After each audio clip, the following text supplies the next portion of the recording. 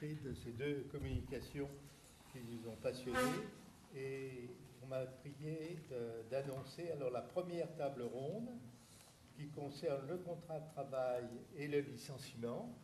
Alors les participants à cette table ronde sont priés de venir ici. L'introduction sera faite par Monsieur Olivier Favreau, économiste et professeur émérite à Nanterre. L'animation est assurée par Lorraine Maton, qui est professeur à l'Université de Saint-Étienne. Il participe au débat. Alors, M. Hugues Bertrand, qui est économiste de l'ASER et ancien directeur du CIREC. Bernard Bessus, qui est doyen de la faculté de droit de Lille 2. Monsieur Bernard Augier, qui représente la CGT au Conseil supérieur de l'économie, qui je crois aussi est depuis des années président de notre Tout à fait. Ah, exactement. C'est important. Alors, monsieur Thierry Bourgeron ne sera pas là pour un triste motif, président des obsèques aujourd'hui. Et il est remplacé, je crois, quelqu'un remplace monsieur... Ah non. Et il y a normalement Jean-Luc Letello. Oui. Que je retrouve avec plaisir. Également. C'est un ancien étudiant de l'Institut. C'était un nouveau motif de joie d'être aujourd'hui à Saint-Étienne. Alors, je vous laisse la place.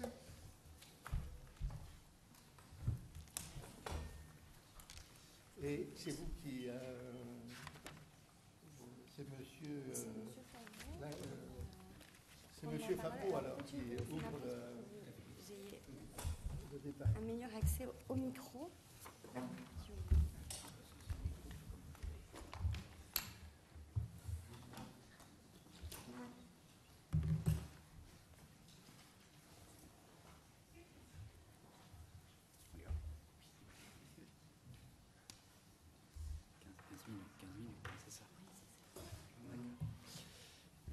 Bien, merci pour cette invitation à participer à vos travaux sur la réforme du Code du travail.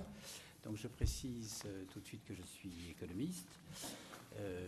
Donc ça, si j'ai bien écouté M. Pellissier, ça suppose que vous ayez invité un économiste pour introduire cette table ronde. Ça suppose un certain altruisme, pour ne pas dire un certain masochisme. Mais si vous avez bien écouté son propos, il a aussi reconnu qu'il y avait diverses façons de faire de l'économie. Et donc c'est par là que je commence. Quand s'établit un dialogue entre économistes et juristes, la première chose à faire de la part de juristes, permettez-moi de vous donner, vous, parce qu'il y a une majorité de juristes, de vous donner un conseil, c'est de demander à l'économiste d'où il parle et quelle est sa façon de faire de l'économie. Parce que il y a plusieurs façons de faire de l'économie. Voilà, ça c'est le premier point. Même si il y a sûrement une façon archi-dominante de faire de l'économie.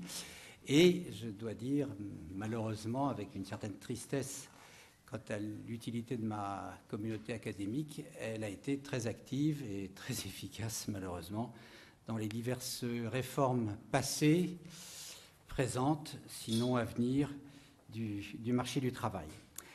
Alors, donc il faut que je précise d'où je parle. Alors, je ne fais pas partie de l'économie standard, je fais partie, il faut que je dise en quoi tout cela consiste, d'une économie que je qualifierais, plutôt que d'hétérodoxe, d'institutionnaliste. Et donc, ce que je vais faire très vite, c'est dire quelle est ma vision à la fois du droit, de l'entreprise et des relations de travail pour pouvoir participer à un débat efficace avec vous sur le cahier des charges, c'est donc le contrat de travail, le licenciement et puis plus généralement la réforme du Code du travail. Alors le point essentiel, c'est que dans l'économie standard, dont je me distancie, l'économie précède les institutions ou elle les transcende, ce qui est une façon presque pire de précéder les institutions. Et donc les institutions, et en particulier les institutions juridiques, elles viennent après coup. Et donc d'une façon ou d'une autre, elles perturbent le jeu du marché, des organisations et de la rationalité économique. Alors que dans l'économie institutionnaliste, à laquelle j'appartiens, et qui est quand même une communauté bien représentée, y compris d'ailleurs ici, il n'y a pas d'économie sans institution. Je refuse de faire quelconque argument économique si je ne suis pas déjà dans un univers où il y a, entre parenthèses, le langage, la monnaie et surtout des institutions, et au premier rang desquelles le droit. Donc le droit est déjà là quand je commence à réfléchir en tant qu'économiste. Alors qu'est-ce que ça implique comme conséquence pratique ? Ça veut dire que je dois respecter, dans ma façon de faire de l'économie, au moins sur le plan descriptif, je dois respecter la normativité qui est propre au droit, et je ne dois pas chercher à imposer la normativité économique. Alors, si je passe au volet, disons, normatif de la théorie économique, y compris institutionnaliste, à ce moment-là, le débat a lieu d'égal à égal. Entre eux, on confronte la normativité juridique et la normativité économique. Mais d'abord, je le dis et je le redis une dernière fois, il y a une normativité juridique que je dois intégrer si je veux faire de la bonne économie descriptive. Alors, c'est ce que je vais essayer de faire sur donc, le contrat de travail, le licenciement, et puis je voudrais terminer par quelques réflexions plus aventureuses, plus conjecturales sur la réforme du Code du travail. Alors, sur le contrat de travail, alors, vous voyez c'est un domaine qui est peuplé de beaucoup de choses. Il y a le CDI, le CDD, le temps partiel, le temps complet, les petits boulots. Enfin, on est devant une espèce proliférante et ça pose immédiatement la question de rigidité versus flexibilité. Le CDI, malgré certains discours, est perçu comme fondamentalement rigide, ou en tout cas comme devant être assoupli. Ça pose aussi le problème de la complexité, la prétendue complexité du droit du travail, multiplicité versus unité. Et en arrière-plan de tout cela, il y a la question du lien avec la question du chômage. Alors, moi, il me semble qu'un économiste ne peut pas entrer dans une discussion féconde avec les juristes, et d'ailleurs pas uniquement avec les juristes sur ce point, sans préciser, mais au fait, c'est quoi ? Qu'est-ce qu'on attend du travailleur salarié ? En quoi consiste ? Vous voyez, avant de réfléchir sur le bon contrat de travail, il faudrait peut-être être au clair sur quel est le contenu de la prestation de travail salarié. Et alors là, il y a une grande surprise, c'est que dans l'économie standard, on ne dit à peu près rien, ou des choses terribles sur le travail. Le travail, c'est uniquement, en anglais, bad. C'est quelque chose qui est une source de désutilité. Et c'est assez incroyable, mais toute la théorie orthodoxe repose sur l'idée que le travail n'a pas d'utilité directe. Bizarrement, ce n'est pas si propre que cela à l'économie. Au Collège des Bernardins, on a une recherche interdisciplinaire très nourrie. Et même mes amis sociologues du travail me disent, en fait, on ne parle pas tant que ça du contenu concret du travail. Alors, je vais prendre quelques instants, avant de me pencher sur la question du contrat de travail, pour dire, de façon simple, mais plus explicite que ça n'est le cas dans le discours savant, mais c'est quoi en fait le contenu concret du travail, s'agissant bien sûr du travail salarié.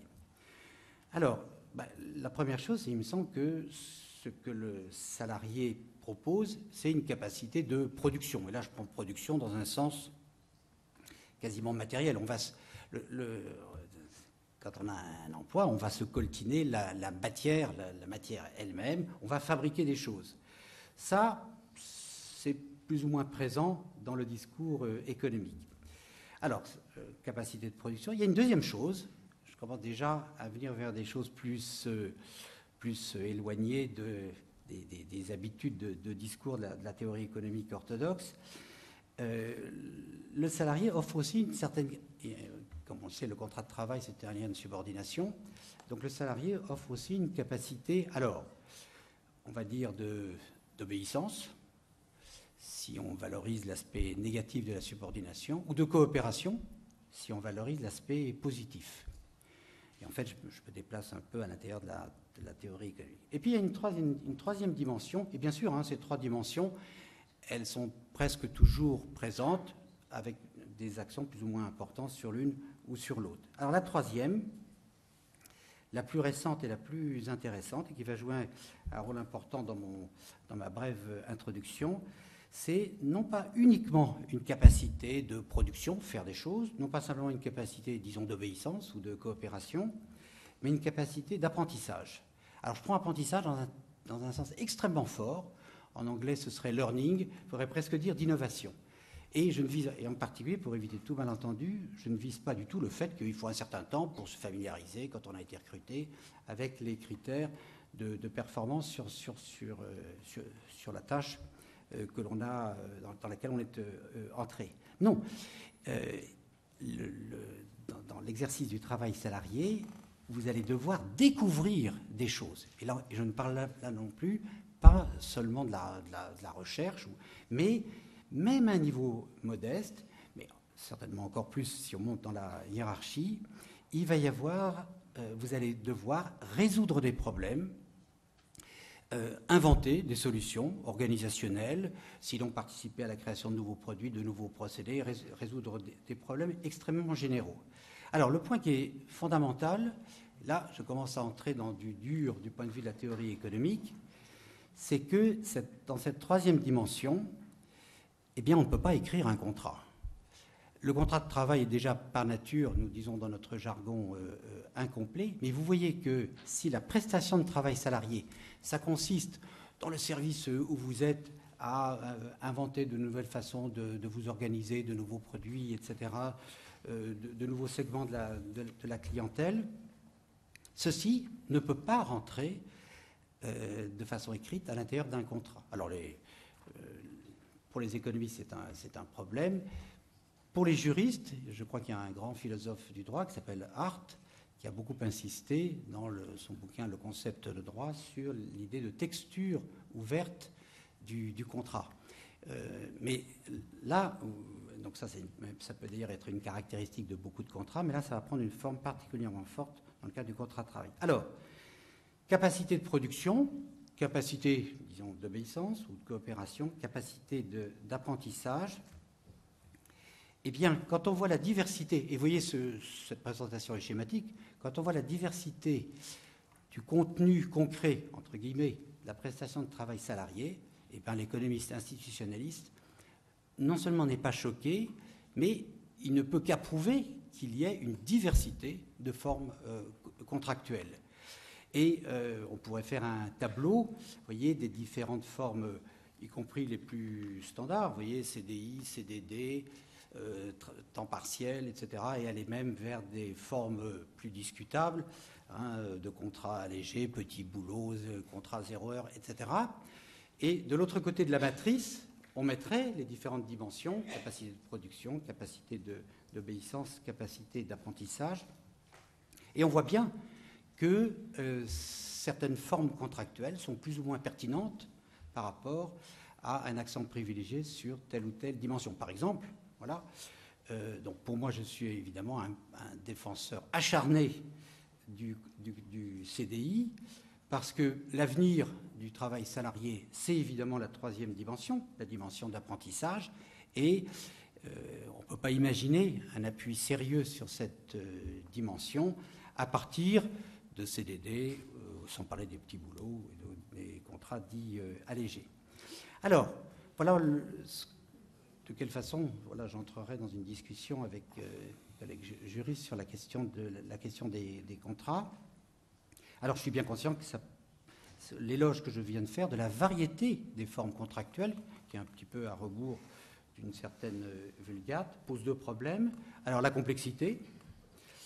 Alors, je suis modérément sensible à cette critique que je trouve extrêmement rhétorique, mais j'entends tout de même les arguments de ceux qui plaident, par exemple, pour un contrat unique, mais qui aurait toutes sortes de paramètres qui pourraient évoluer à travers le temps, ou qui pourraient être différents selon la taille des entreprises. Ce que je voudrais simplement dire ici, enfin ça peut demander examen, mais de toute façon reste qu'il faut servir la variété des dimensions du travail salarié, et à ce moment-là, un contrat unique risque de devenir extrêmement complexe au niveau des paramètres d'évolution en fonction du temps.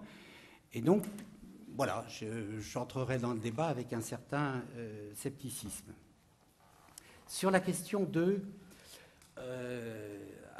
sur la question du lien flexibilité, rigidité des CDI, n'est-ce pas, les insiders, voilà, le problème par rapport au chômage. Alors, comme cela a été suggéré, notamment par M.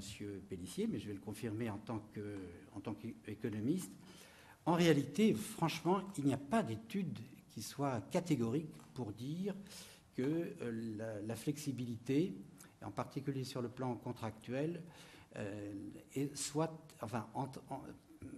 permettent des performances meilleures sur le plan de l'emploi. Et je vais tout de suite vous faire comprendre, enfin vous donner en tout cas un des arguments. Imaginons qu'on introduise, dans un univers où il n'y en a pas, des contrats à durée déterminée. Pour un certain nombre de tâches, ça peut être tout à fait approprié. Ça va être un facteur, effectivement, immédiatement, ça va rencontrer un besoin des entrepreneurs, ça va être un facteur de création d'emplois. En même temps, on va voir au fil du temps que les CDD sont un facteur, j'ai pris l'exemple des CDD, un facteur d'alimentation, si je puis dire, du chômage.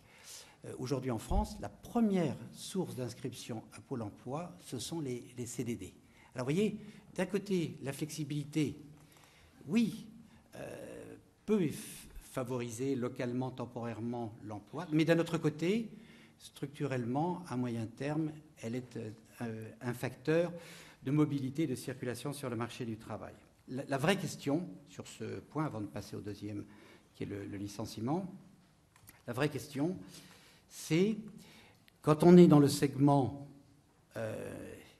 au non-CDI, arrive-t-on à passer, lorsque il y a un déroulement normal de carrière, arrive-t-on à passer de ce segment au segment CDI? Ça, c'est la vraie question. Et l'expérience, en particulier l'expérience allemande, est très, très négative.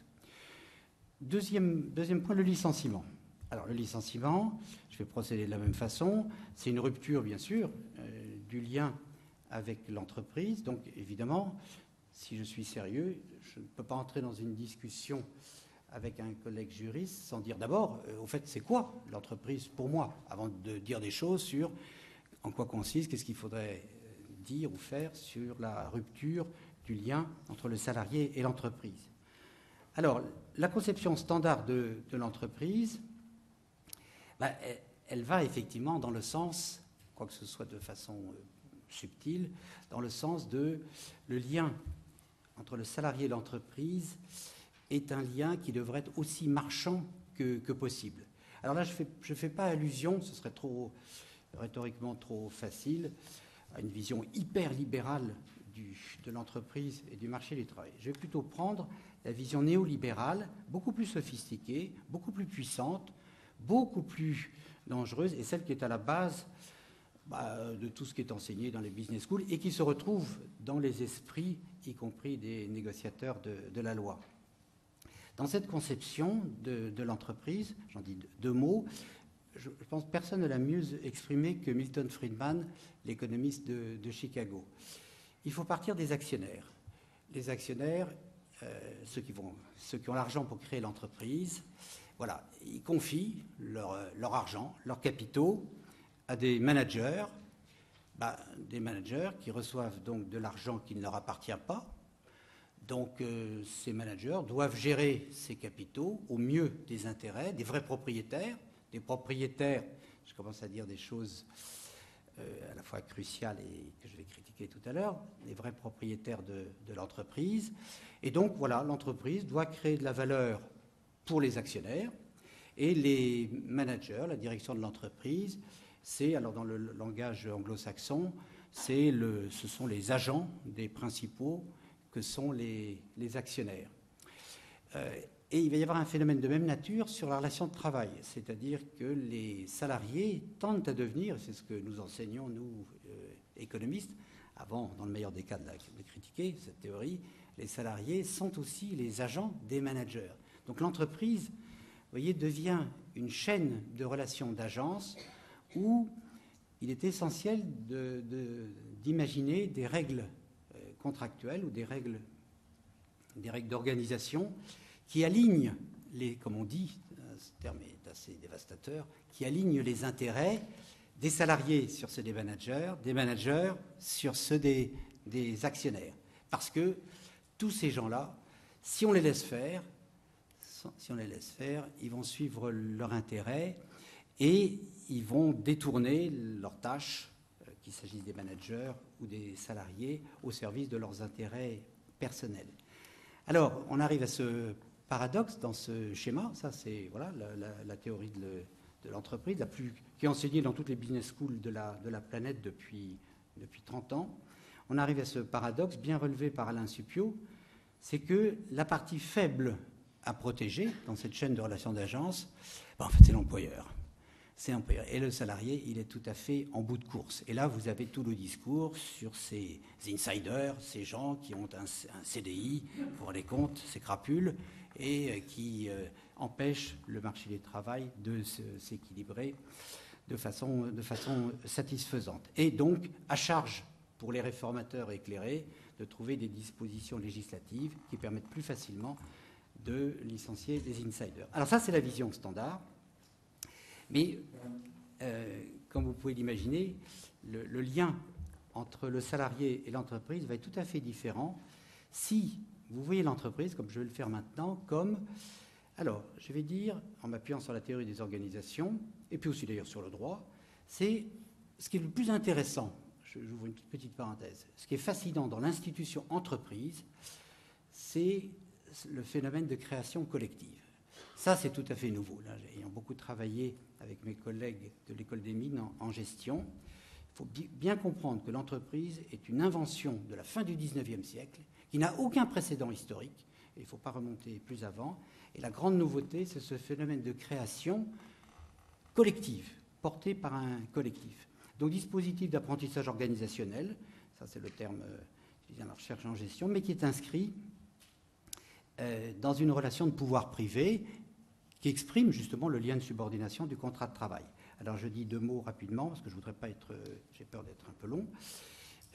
Si j'insiste sur l'aspect apprentissage, les économistes institutionnalistes, là je pense à l'américain Peter Doringer, c'était déjà dans les années 80, ils réfléchissaient sur, mais au fait, pourquoi les entreprises correctement gérées ne traitent pas leurs salariés sur le même pied que les chômeurs qui cherchent un emploi. Et la réponse qu'il avait donnée, c'est que ce que, dans l'entreprise ainsi conçue, ce que l'employeur attend de son salarié, c'est qu'il mette sa capacité d'innovation, d'implication, d'apprentissage au service du collectif.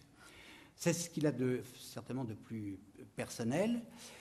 Et donc, vous voyez, si vous mettez sur le même plan les salariés à l'extérieur et les salariés à l'intérieur, évidemment, le rapport entre le salarié et l'entreprise va être complètement différent. Et donc, il y a une justification, y compris économique, à protéger la main-d'œuvre interne de la concurrence de la main-d'œuvre externe. Deuxième point, il y a une relation de pouvoir privé, qui est le contrat de travail, encore une très belle invention, mais c'est quand même une relation de pouvoir tout de même forte, avec une asymétrie incroyable entre l'employeur et le salarié. Nous vivons dans une société qui est soumise, heureusement, à l'exigence démocratique. Et donc, une telle relation de pouvoir, elle doit avoir des contre-pouvoirs. Et donc, si on la rompt, la moindre des choses, c'est qu'elle soit justifiée. Justifiée, ça implique certainement l'intervention d'un tiers. Là, peu importe que ce soit le juge ou la direction régionale de l'emploi. Donc, je dirais que là, l'économiste institutionnaliste pour des raisons à la fois d'efficacité et d'équité. Mais non seulement il n'est pas choqué, mais il dit mais évidemment que les licenciements doivent être encadrés juridiquement. Alors là aussi, j'entends, comme tout à l'heure, les objections. Ah, mais vous allez bloquer les ajustements, etc. Alors là aussi, il faut redire que les études statistiques sont même, d'ailleurs là, non pas incertaines, elles sont là franchement négatives. C'est-à-dire que on a des indicateurs de protection de l'emploi et c'est un très mauvais prédicteur des performances des pays en matière d'emploi. Là, je vous renvoie, il y a un très joli petit bouquin, très lisible, de Thierry Philippon, la collection au Seuil, la République des idées, un capitalisme d'héritier, qui cite toutes ces études. Alors, il y a aussi l'autre argument qui a été évoqué tout à l'heure sur la peur de recruter qui engendrerait, n'est-ce pas, qui serait liée à la difficulté de licencier. Alors, Dieu sait qu'on l'entend cet argument. Alors, il ne repose sur rien dans les modèles théoriques, y compris d'ailleurs les modèles les plus orthodoxes. Néanmoins, on entend vraiment beaucoup, et quelquefois de bonne foi.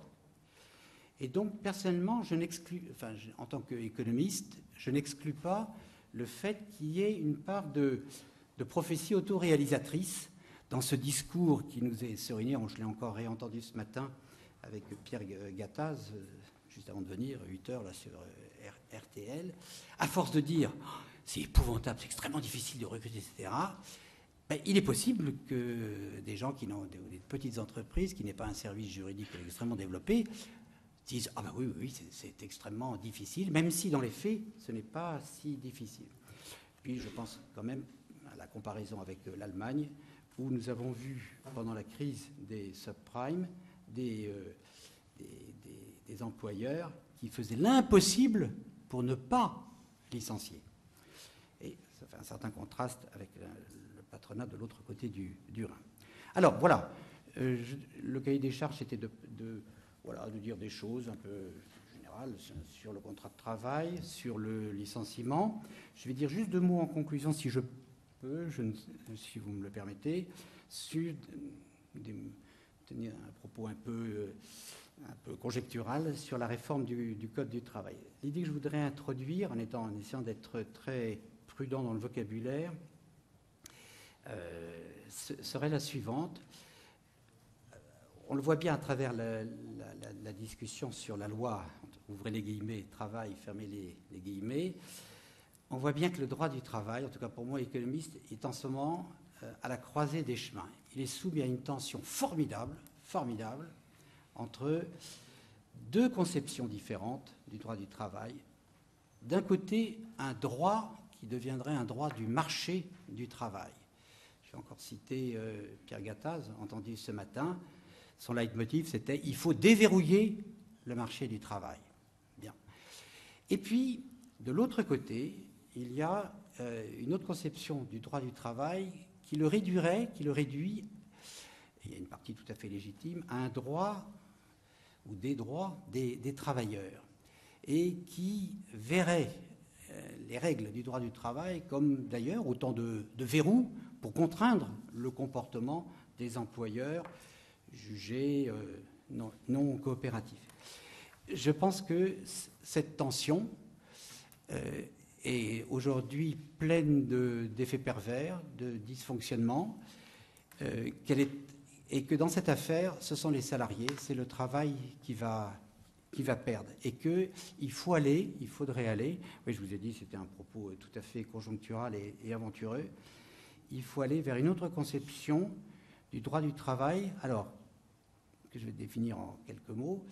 Enfin, c'est un rêve d'économiste institutionnaliste qui pourrait être un droit de l'entreprise. Je dis bien de l'entreprise, mais de l'entreprise comme un espace politique à construire autour du travail salarié et qui est évidemment directement lié à la critique que je vais faire pour terminer de la conception dominante des entreprises. Les actionnaires sont propriétaires de l'entreprise.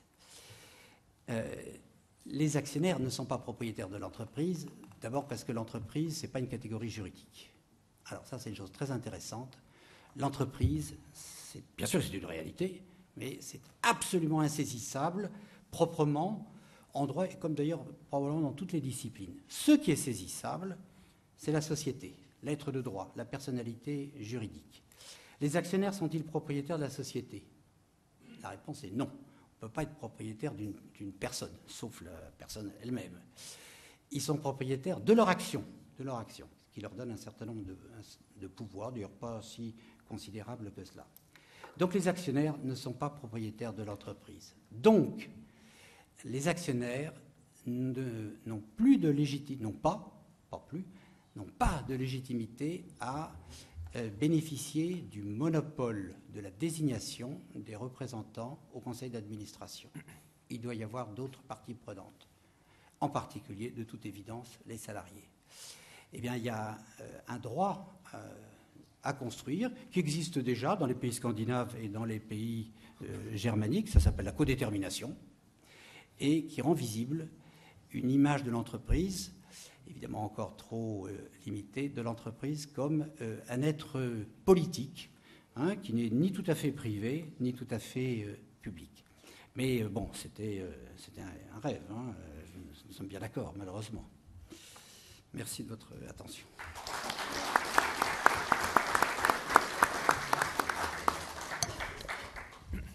Alors merci beaucoup pour avoir si nettement poser donc, ces bases de dialogue possibles et voire même aujourd'hui nécessaires entre l'économiste et le juriste. Dialogue que nous serons amenés à poursuivre juste après une petite pause. Il avait été prévu de faire une pause à ce moment-là, avant donc de poursuivre ce dialogue avec monsieur Hugues Bertrand. Donc je crois que un café et quelques gourmandises nous attendent pour méditer avant de reprendre nos travaux. Merci. Merci beaucoup. C'est tout seul. Non, pas du tout. Et puis alors c'était vraiment très très clair.